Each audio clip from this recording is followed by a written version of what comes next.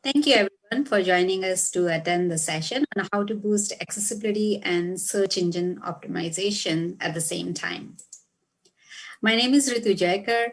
I am UX analyst for Penn State's Outreach and Online Education Unit's marketing department. I have been doing accessibility work for last 12 years. Today I'll be sharing my experience of accessibility compliance in higher education marketing. Co-presenting with me is my colleague Levi.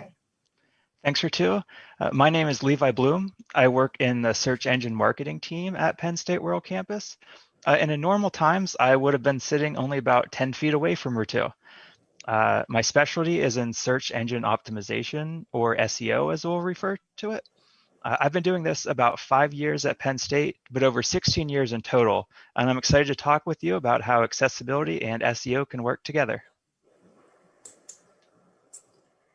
So at this end of this presentation, you would be able to identify the common grounds that reinforce both accessibility and SEO.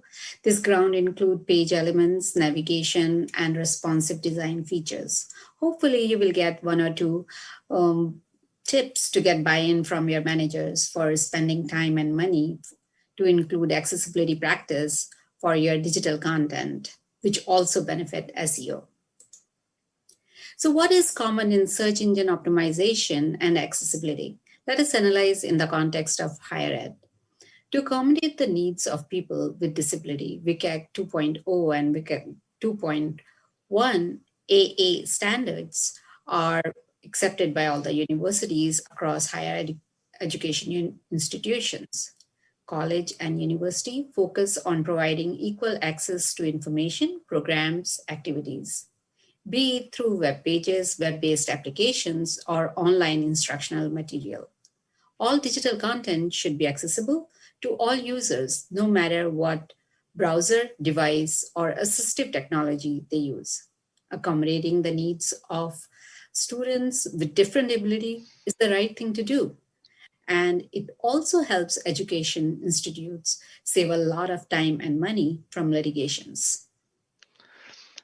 So to compare SEO and accessibility, first SEO. SEO is hard to define. Anything you do in order to get your website ranked highly in search engines, it could all be considered SEO. Now, comparing accessibility to SEO, we have accessibility, which advocates for ease of use and equal access to information by people with different abilities. And we have SEO, which is about rankings and click-throughs. There's a lot more profit motive on this side.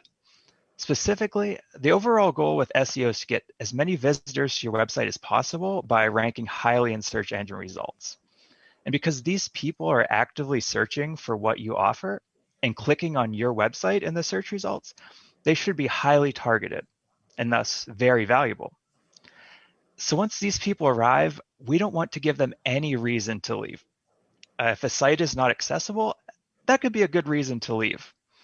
Therefore, the website should be accessible to everyone, meaning there's great SEO value to accessibility work.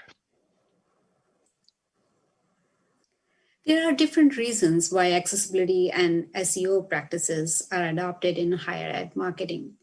Both strive to maximize the user base, and both want to make web content readable by the machines. These machines could be screen readers or search bots. SEO and accessibility have a common goal of reaching as many users as possible. To achieve this goal, they need to develop machine compatible interface. On the technical side, we actually have two audiences when it comes to SEO. It's not just the people visiting the site, because before you can get actual people visiting your site from search engines, you have to get your website indexed and ranking in those search engines. And to do that, you'll rely on something called search engine spiders.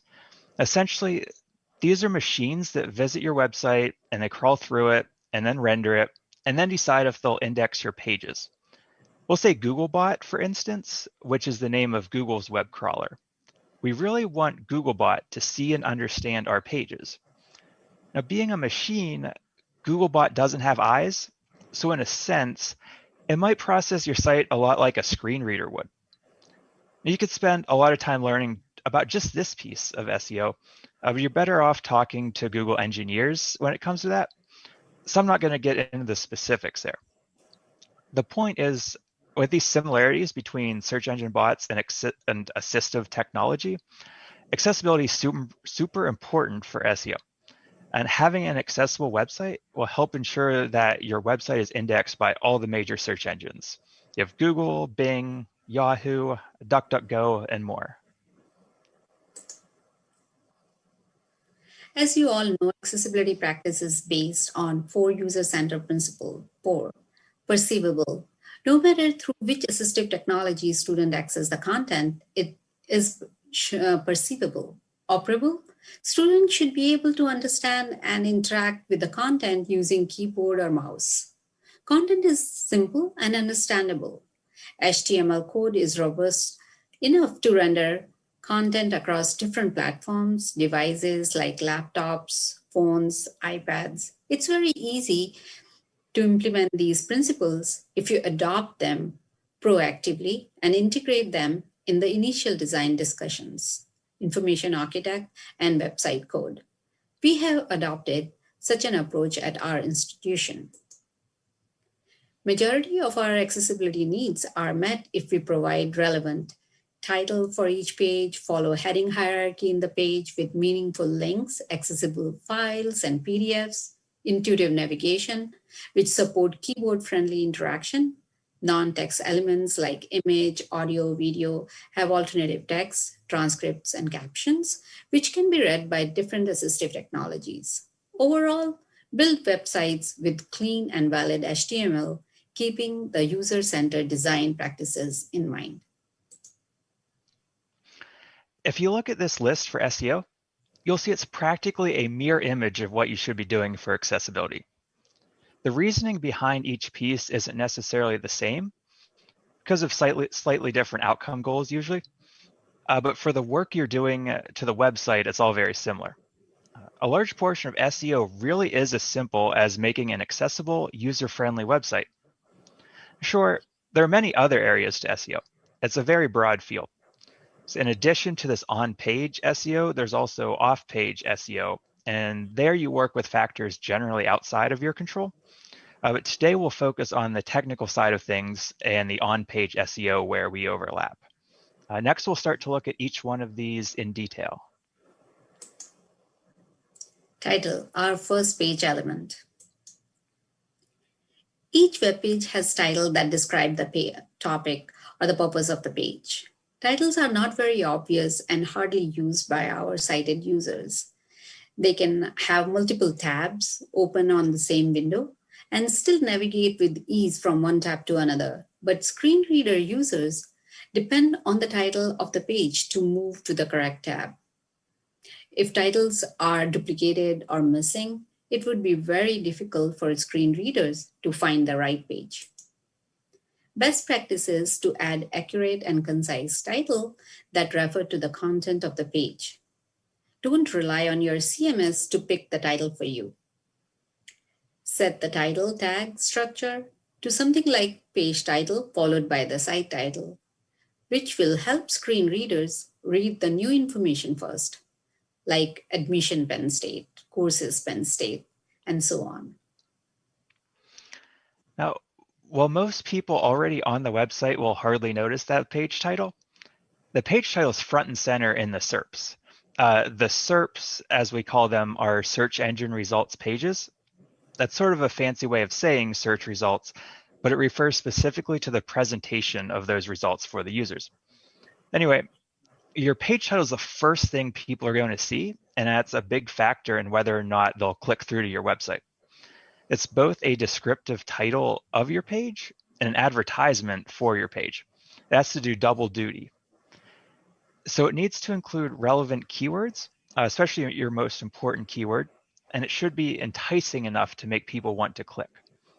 So you just saw the example of our homepage title. It works for people familiar with our brand, if they're searching for Penn State World Campus, as well as other people in our target market who might be looking for degree certificates and courses offered online. No clickbait needed though. Now, keep in mind, The search engines only allot you so many pixels, so you only have approximately 55 to 60 characters to work with when you're writing your titles. Anything beyond 55 to 60 characters is usually truncated and replaced by an ellipsis in the SERPs. It might even be replaced or rewritten. But if you have accessibility at top of mind and your title is accurate and concise, you're all set.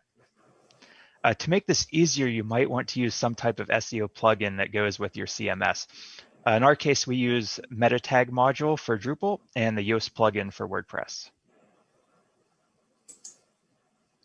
Headings. Headings organize information and help quickly scan the page. These can be added in two ways. One, by changing the font size and type and color, well, more popular among us. Second, by adding HTML markup H1, H2, H3. In both cases, page will look exactly the same, and for sighted users will have no problem.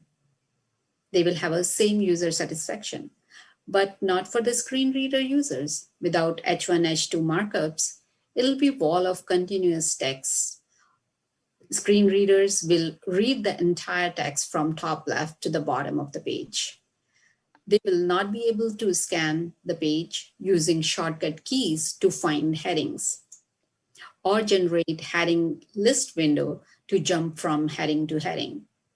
Proper hierarchy of heading is helpful too in quickly locating the details of sections and subsections. Rule of thumb is to have at least one H1 and not to skip levels of headings to avoid confusion. All of your page content is important for SEO, but due to the extra prominence of headings, many people believe they are extra important for SEO. So get your important keywords in here too. Now, what keywords are we talking about? You have plenty of options. You could use your main keywords, or you could use variations of them, or you could use other important subtopics. They're all good ideas. You just think about what your user would want to find out. The main point here is to use the headings in the first place. Now, probably the biggest case for using headings is they make a page more user-friendly. They make the page scannable, easier to digest, and being scannable is good for all users because almost everyone wants a page they can scan through quickly because time is valuable. Who isn't in a hurry to get the information they're looking for? You want to make the info easy to find so that people will stick around until they find it. If people show up to your site and immediately hit the back button to go back to the Google search results and ultimately choose a different website, Google can use that as a signal that your website shouldn't be ranking so highly for the search query. There's also a theme here with keyword usage when it comes to ranking better in search engines. Now, Google is smart. It knows that if a keyword's here in the title and the headings, it must be important. There's no faking it. As opposed to a bunch of keywords in the site's footer in a very small font size, or worse, keywords the same color as the background. The days of sneaking keywords into your site like that are long gone. And that's good news for accessibility, as Ritu will explain shortly. Content. Content is the king of the digital world. Many attributes contribute towards its regal status, like font face, size, color, alignment, and the language used. Keep the language simple, jargon-free, concise, and subject appropriate to help readability of the page and minimize the cognitive load on the user. Best practice is to choose font which makes it easy to distinguish the number and the letters, and nothing too small. Research shows that left-aligned text is easier to read as it has the predictable starting point for each line. Avoid justified text, which is more difficult to read because of the extra spacing in between. Color of the font is important, as not all users see the color equally. Color is ignored by the screen readers. So make sure color is not the only medium to convey information in the text or graphs. Use good contrast between background and foreground. As you know, guidelines are to use minimum ratio of 4.5:1 to text to help the low vision users. Along with the font face, size, and the color contrast. Letter spacing and line spacing also contribute to better readability. Recommendations are to have spacing of 1.5 times of font size in between the lines. Everything that you're doing for accessibility, improving readability, making content easy to understand, reducing cognitive load, that all makes it less likely for a user to bounce, and that's a good thing for SEO. Okay, remember, don't give your users a reason to leave. Now, so many factors go into how the search engines choose the best content. We couldn't possibly cover them all in this presentation. But I really want to emphasize the jargon piece, because oftentimes, especially for us in higher education, we are very guilty of this. We write in these ways to demonstrate our expertise and our vocabulary, rather than writing in language that our site visitors will easily understand. I mean, it's marketing content. It's not a thesis. It's not a patent application. I also highly suggest that you do some keyword research to find out what your target market is searching for. If you're not doing basic keyword research, you might end up putting a lot of effort into writing content that no one ever reads. Then you're just wasting your time. Now, there are free keyword research tools that are pretty good. And you can get ideas from some things you might be using already, like Google Analytics. They have internal site search data that you can collect. Google Search Console, that is actual search queries provided by Google. Those are free. There's no excuse to skip this step. So if you make your content accessible and you remember that you're writing to your prospective visitors, you should do well. A picture is 1,000 words, but not for the assistive technology if these pictures do not have alt text. Web pages have a lot of non-textual content to add the visual appeal, to represent information in the best possible format. All non-textual content, photos, graphs, illustrations, need to be interpreted for assistive technology and bots. Adding alternative text, which is invisible on the pages, help machines read these visual elements. As you all know, images used for decorative purpose can be ignored by the machines if properly tagged. If not, screen readers read the file names.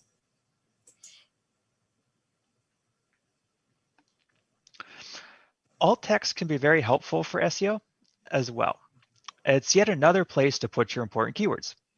Now, you have to do this in a considerate manner though, because if you just stuff keywords into the alt text, that's going to be annoying for someone with a screen reader. So you want to balance SEO and accessibility. So you can place keywords in there, but still have the alt text serve its true function of describing the image. Now, there's even a potential SEO benefit for making your keywords part of your file name. For example, you could have keyword-keyword-0027.jpg. That's probably better than image0027.jpg. And if that happens to help your content writers and editors find relevant images within your media libraries, all the better. So good alt text can also help you in image search, potentially opens up your site to even more visitors. And finally, make sure your images are optimized to ensure fast loading pages. That has an impact on your page load speed, and we know Google is prioritizing core web vitals this year. And really, who would not appreciate a fast loading website? Like images, videos are an excellent medium to tell stories, promote campus life, or bring the class lectures online. As Haben Germa mentioned yesterday, nowadays a popular trend is to upload informative videos more often online. Adding the transcript and captions helps screen reader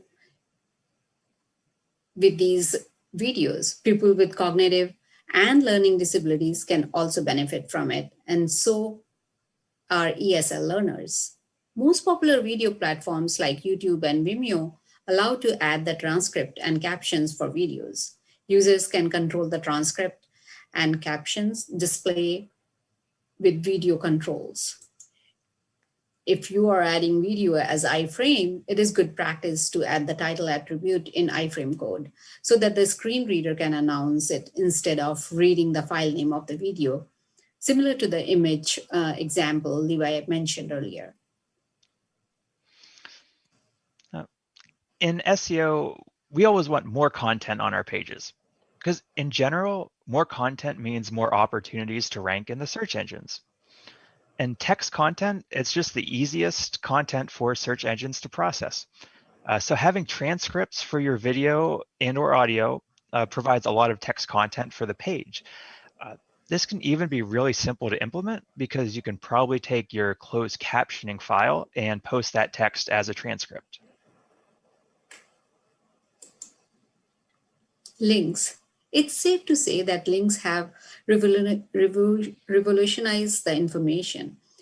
They connect text, images, audios, videos, and data. But not all links are the same. Some links can be more accessible than the other. Best practice is to add informative href so links make sense without the context of the accompanying text. It is beneficial on two counts. Visually, if you make click here as links instead of the scholarship form, user would not know the purpose of the link. So avoid linking the content that is not related to the link. Secondly, screen readers use keyboard shortcuts to pop up a link list window. Multiple read mores, click here links are confusing and require complicated strategies to understand the page and purpose of links. If you link the complete URL as a link, screen reader will read out loud each letter, number, dash, and hyphens, making it difficult to understand the destination of the link. Make links user-friendly. Good contrast between the link color and the adjacent color would help low vision user to visually identify links. Best practice is to have the contrast at 3:1. As mentioned earlier, links are interactive elements and keyboard users need a visual clue to know when they tap to links. All browsers have default focus, but it is different across browsers. Adding custom focus to links can provide similar experience across browsers and easy identification of links. Another best practice is to open links in a single window as much as possible. If links open in a new window, user cannot use back button or navigate back without closing the new window, which can be more confusing in mobile interfaces. If you have to open a link in a new window, add the textual indication for screen readers like link opens in a new window or external link. This is some of the example of that. So, links serve many purposes. That's why they're so critical to SEO. If I could, I'd wrap this part of the presentation in an H1 heading. I'd make it strong. I'd even make it blink or marquee across the page if that wasn't such a terrible user experience. Instead, I'll just say, please pay very close attention to your links. Why is that? First, they aid in crawling and discovery, helping the search engine bots find your pages. So that's going to be in your navigation menu, which we'll talk about more in a moment, as well as other links throughout your content. And quick aside while we're on the topic, let's not forget your URL structure. Google recommends that you use simple, human-readable, and logical URL paths. Basically, they're saying to use words rather than a bunch of question marks and parameters, because those could put you in situations where Google may have trouble crawling and indexing all your content. So if you have simple URLs and lots of links, Google should be able to crawl your site. The second thing links do, links help determine the authority or importance or popularity of your web pages. In the simplest terms, the more links a page has, the more important the page. And search engines use popularity scores like this to help them rank the best pages at the top. They're very secretive of the details though. Third, links provide context. The link anchor text signals the relevance of the page. So as Ritu mentioned, use actual descriptive keywords in your anchor text, not just click here or read more. There's no context from that. So make sure the anchor text is long enough that the user knows what they're clicking to, but it's not so long that it includes extraneous words and it ends up diluting the meaning. So those are the basics of linking. If you can get that right, you're better off than most websites. But even that's just the tip of the iceberg. Navigation. Easy, predictable navigation enhance user experience. Keep the diverse user base in mind while designing your navigation. Remember, people with low vision can zoom the page by 200%. Check the design to make sure no information is lost or overlapping, and there is no horizontal scroll bar at the bottom, and no functionality of the page is compromised.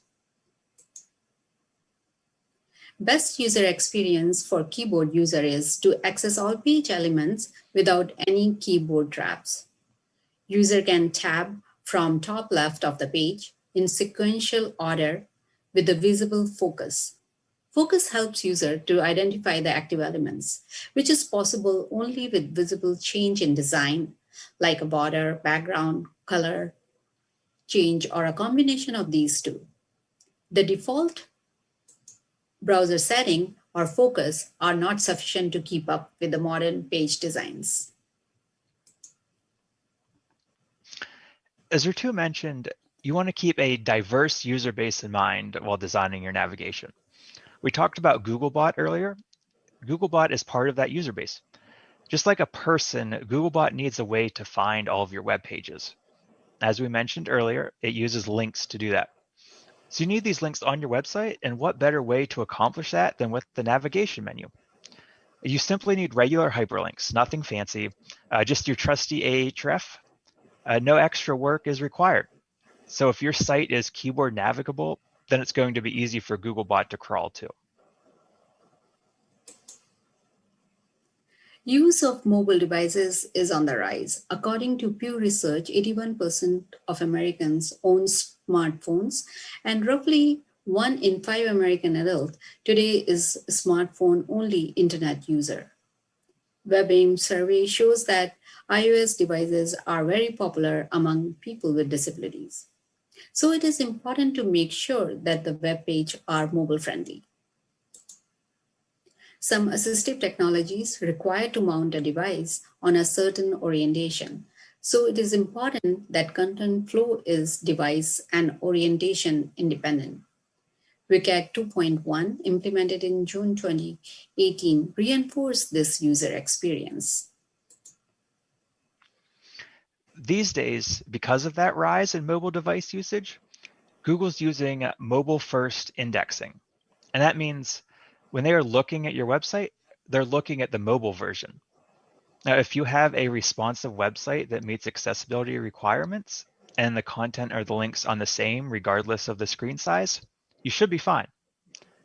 But if not, your Google rankings could suffer. So I would make it a top priority to improve mobile friendliness. So as you saw, there is some overlap between accessibility and SEO, but some things you do for accessibility have little to no impact on SEO, and vice versa. As you can see in this diagram, it's not a total overlap. You have ARIA labels, they won't help your SEO, the meta description, it won't help your accessibility. But for the things that do overlap, those are key because they can benefit both SEO and accessibility. So if you're having trouble getting buy-in for your accessibility projects, make sure you add in all the relevant SEO benefits that could be realized by doing your accessibility work. Combined, they can lead to more traffic to your site and less risk for an accessibility violation. Now, working in SEO, I feel your pain. We have similar struggles getting buy-in. For example, a lot of decision makers want clear-cut results. They want hard numbers. They want to know they can invest X amount of dollars and get Y amount of exposure. With SEO, we don't have that clarity. There are a lot of estimates, there's a lot of work to be done behind the scenes before you even begin to reap the rewards. And then things change all the time. Search engines are always moving the goalposts. But that level of uncertainty, not everyone's going to jump on the SEO bandwagon, especially when I tell them I can't get results overnight. So I might need to stress the accessibility benefits, just like Ritu might have to stress the SEO benefits. It's so important for SEO and accessibility coworkers to join forces.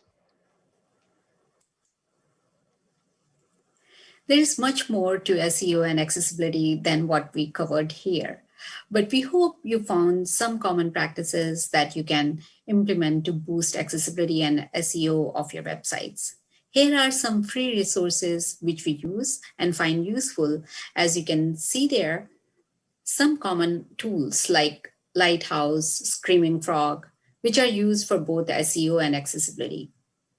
We would like your feedback and comments on or any questions you have for me or Levi. Thank you. Thank you. All right. Thank you guys so much. We've got a good 19 minutes for questions, and we've got a lot of them.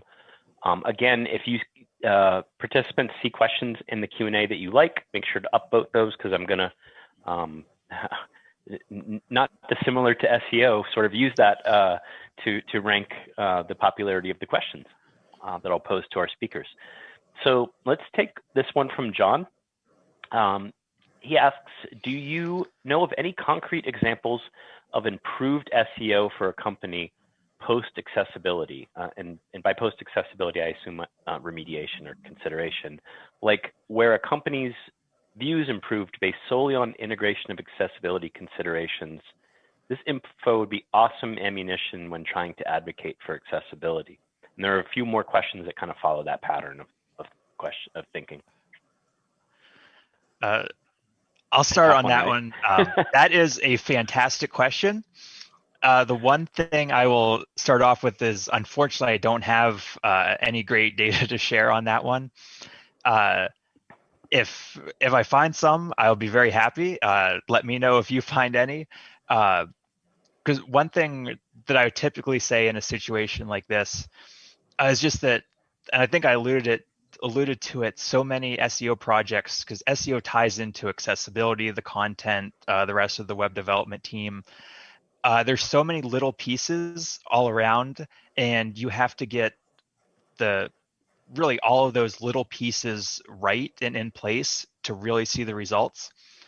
So unfortunately, I think it would be more rare that you would find a situation where just adding SEO to accessibility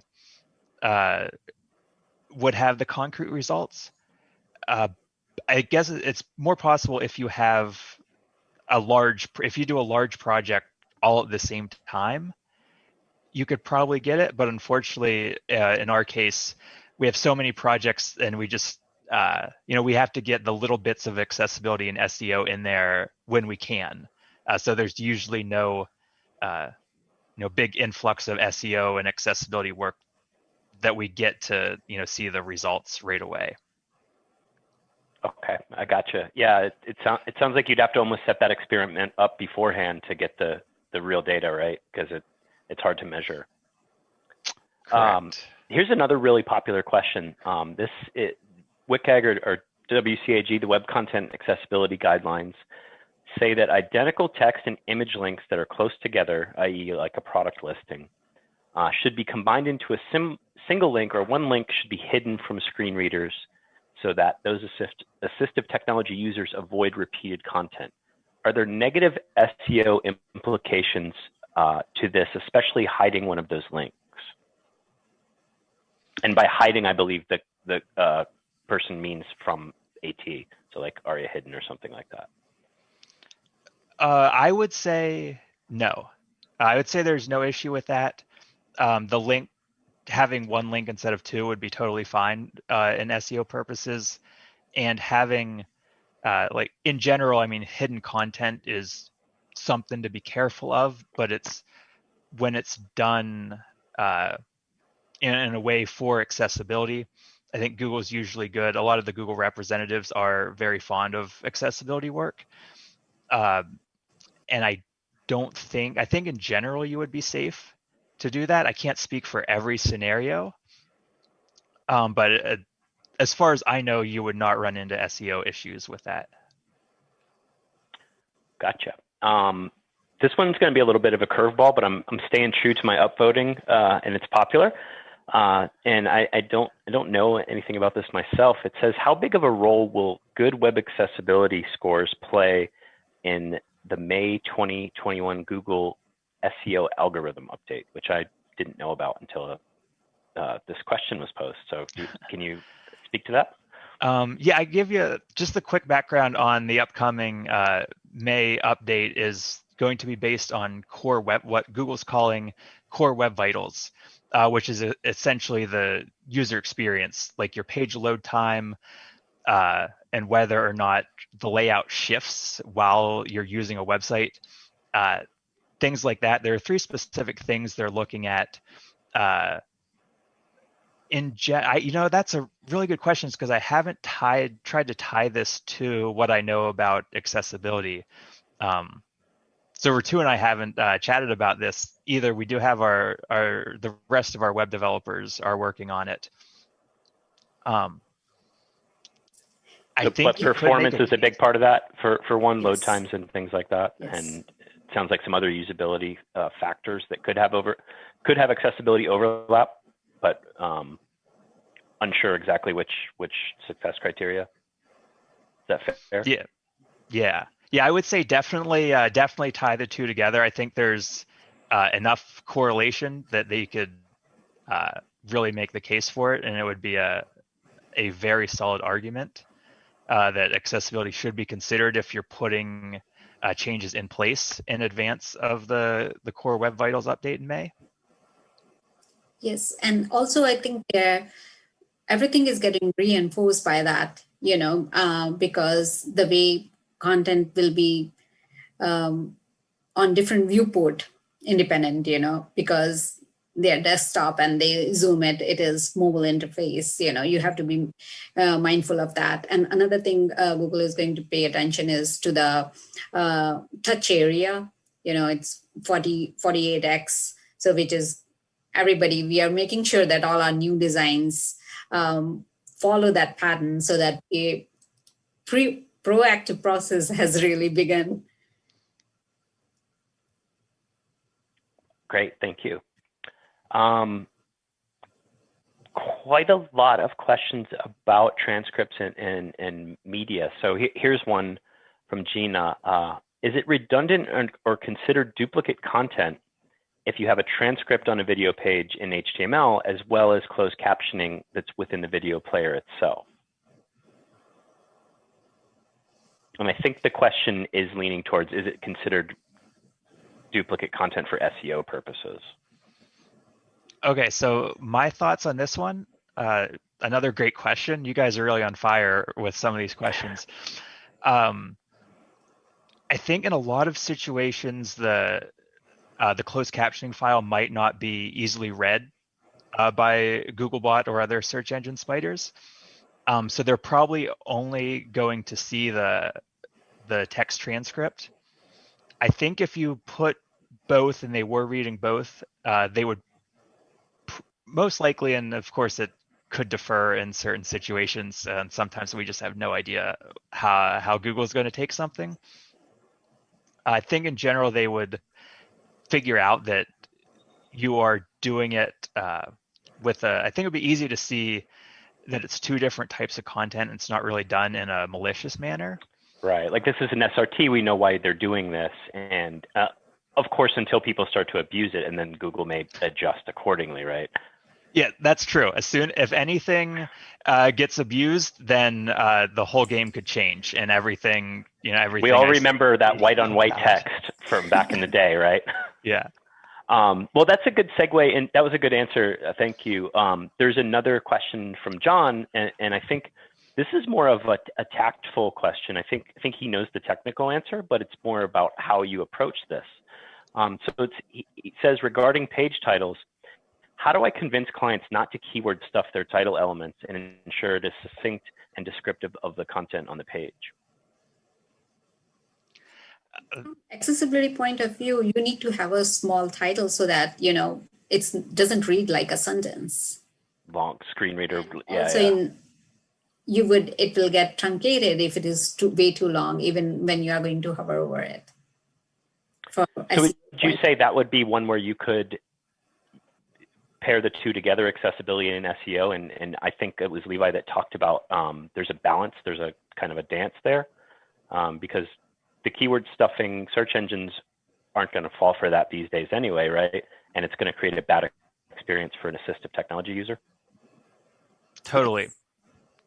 Yeah, I would, working with clients and stakeholders and convincing them, especially if they have certain ideas that contradict yours, can be very interesting. That's one of the challenges you always run into, even when you have if you have your SEO skills down, managing the relationship with clients is always interesting.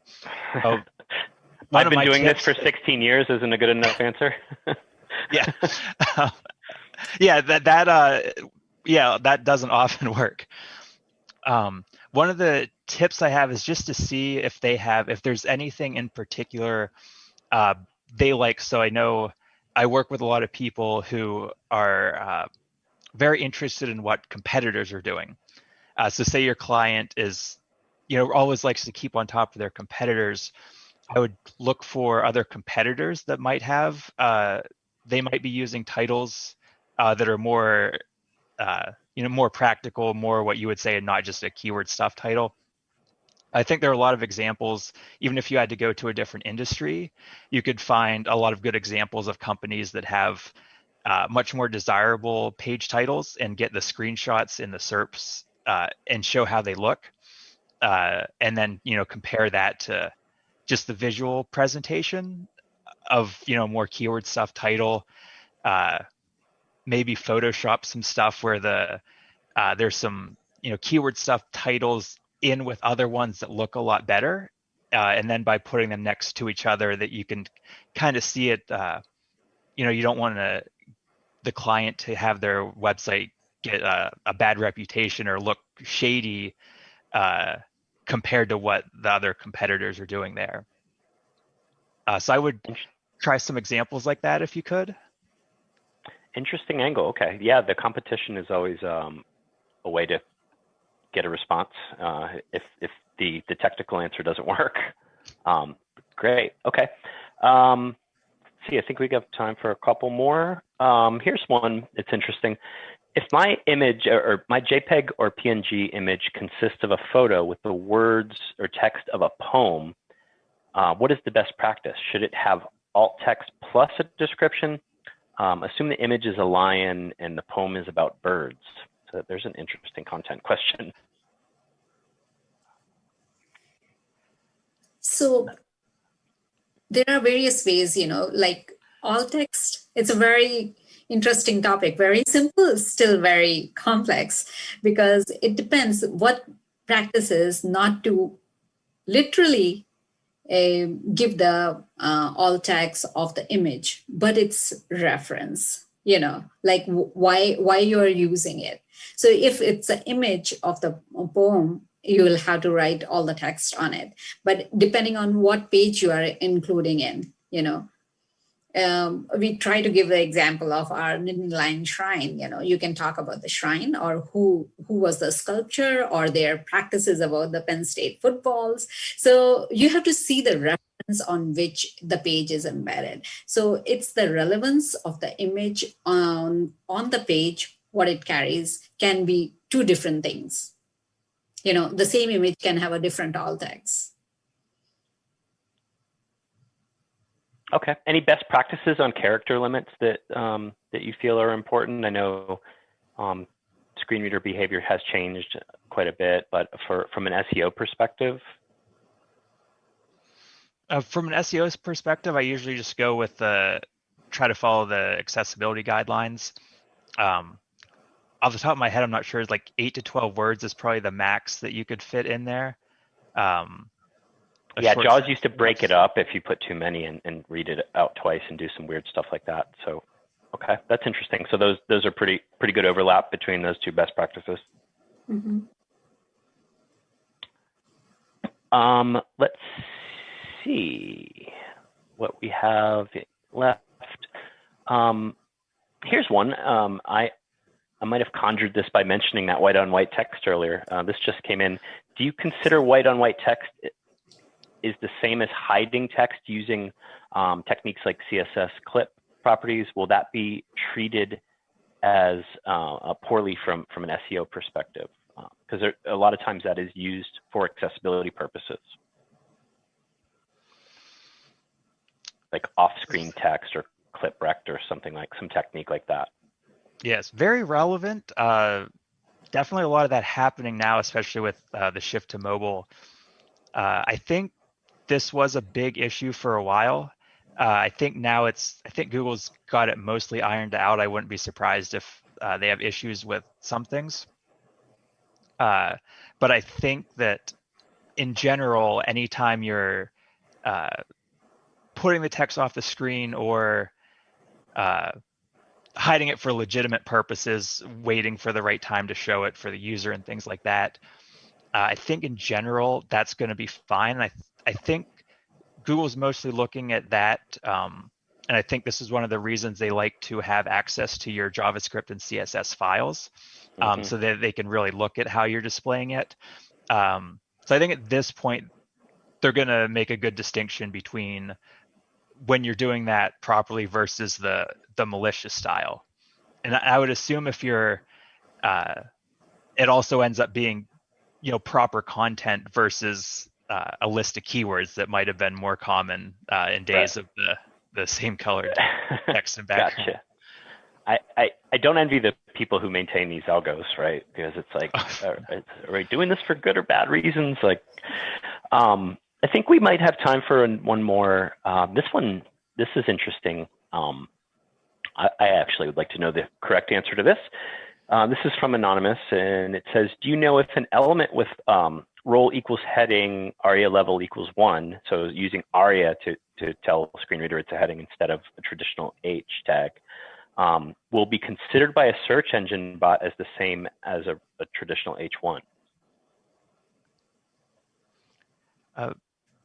My initial answer for this, and I'm not claiming it to be absolutely correct, is that I'm pretty sure that the search engines are going to skip over those ARIA labels. So I think for them, it would be a lot easier if you have an actual H1 tag in there. Maybe you might need some further. I've seen this technique quite a bit when the content is kind of already locked semantically, and people will use JavaScript to apply those decorations to get it to an accessible state. A screen reader would totally read that as a heading level 1, but maybe Google might not be quite as adhering to the ARIA spec. Is that what you're saying? Yeah, I think, and this is just based on comments I've heard and read from some of the Google spokespeople, their webmaster trends analysts, as they personally advocate for accessibility, but in terms of how it gets used in the algorithms and how they're analyzing it in your pages, that it's probably just skipped over.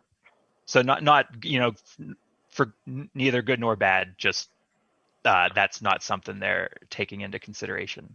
So when in doubt, use the traditional heading element whenever possible, 1 through 6. And I can vouch for this technique for accessibility, but you might not get the SEO weight that you would like. Okay. With that, I think we are going to be out of time for questions. We got through most of them.